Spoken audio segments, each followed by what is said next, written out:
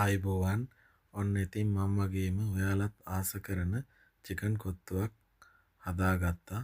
ඉතින් කඩේට වඩා රසම රස ඒ වගේම ලේසියෙන්ම මේ චිකන් කොත්තුව හදාගන්න පුළුවන්. බලමු මොනවද අවශ්‍ය කරන්නේ කියලා. ඉතින් මෙතන මම චිකන් හොදි සමග කෑලි ඒ වගේම කැරට්ටලයක් ගාගෙන තියෙනවා. ලුණු ගස් 3ක් පොඩියට කපාගෙන රොටි 5ක් පොඩියට කෑලි කපාගෙන ඒ වගේම බිත්තර ගෙඩි 4කුත් ඉඟුරු සුදු ලුණු තක්කලි ගෙඩියකින් බෑවකුත් අරගෙන තියෙනවා. මෙන්න මේ විදිහට. ඉතින් ඔයාලත් මගේ උයමු බ්‍රෝ channel එක like එකක් දාලා subscribe කරලා තියාගන්න. ඒ වගේම bell icon එකත් click කරලා තියාගන්න. අලුතෙන් වීඩියෝ එකක් දාපු ගමන්ම ඔයාලට බලා ගන්න පුළුවන්. ඉතින් මෙතන මම චාච්චියට තෙල් ටිකක් දාගෙන ඉඟුරු සුදු ලුණු ටික බද ගන්නවා. ඉතින් මෙතන සුදු ලුණු බික් 5ක් විතර සාමාන්‍ය ඉඟුරු කෑල්ලක් තලා ගන්න. මේ විදිහට තෙලේ බැදෙන්න ඇරලා දැන් මම දාගන්න යන්නේ ලුණු මිරිස් කරල් ටිකයි කරපිංච ටිකයි. මෙතන ලොකු ලුණු ගෙඩියක් අරගෙන තියෙනවා කපාගෙන. ඒ වගේම මිරිස් කරල් 3ක් පොඩියට කපාගෙන තියෙනවා. මේ විදිහට ලිපේ ගින්දර මධ්‍ය ප්‍රමාණ වගේ තියාගෙන ලුණු ගොඩාක් බැද ගන්න. සාමාන්‍ය මේ විදිහට මැලවෙන්න වගේ ගන්න.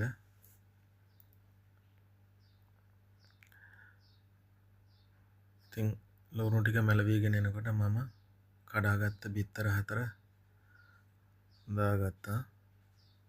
දාගෙන මේ ටික කලවම් කරගන්න.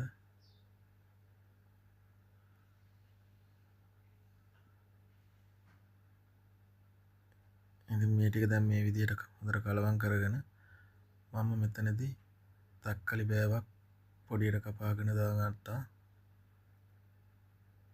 ගින්දර වැඩි කරගන්න එපා. මේ විදිහට හොඳට කලවම් කරගෙන මෙතනදී ඔයාලා සරානුව කෑලි මිරිස් කුටු ටිකකුත් දාගන්න. ඒ වගේම ගම් බිස්කුට් ටිකකුත් මම දැන් දාගන්නවා.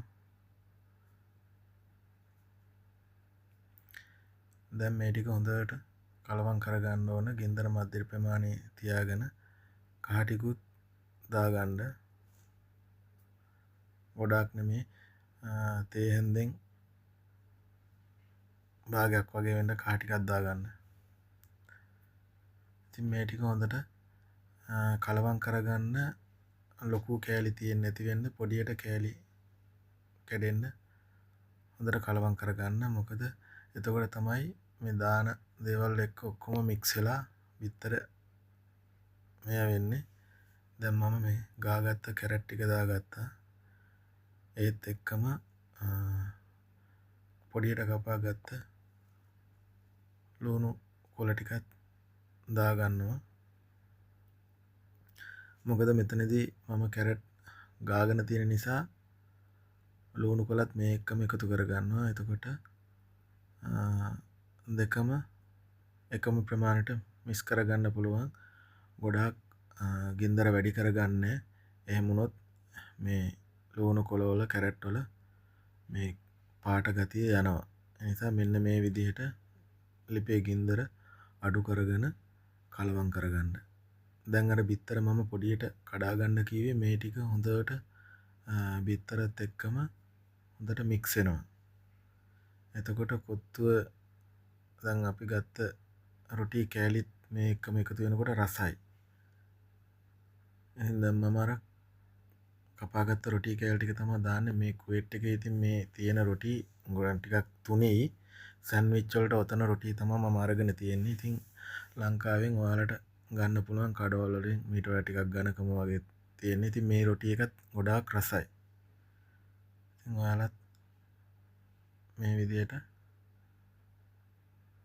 බලලා හදා ගන්න. ඉතින් දැන් මෙතනදී මම හදාගත්ත චිකන් එකේ කෑලි හොදි දා ගන්නවා. මෙතන මම චිකන් කෑලි කඩාගෙන තියෙන පොඩියට කලවම් කරගන්න ලේසියි. එතකොට ඔයාලත් බලලා මේ විදිහට දාගන්න. මම නම් හොදි ටිකක් වැඩිපුර දාගත්තා. ඔයාලට අර වේලිලා වගේ එන්න ගන්න ඕන නම් හොදි දාගන්න යන්න එපා. මට ඉතින් අර හොදි ටිකක් ඕන නිසා මම වැඩිපුර දාගත්තා.